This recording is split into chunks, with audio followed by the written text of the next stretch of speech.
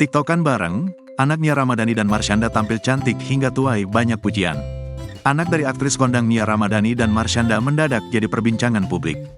Dikutip dari akun Instagram @rumpi_gosip pada Senin, tanggal 15 April tahun 2024, Mikaela Zalindra Bakri dan Sienna Amirah Kasyafani tampak sedang tampil bareng.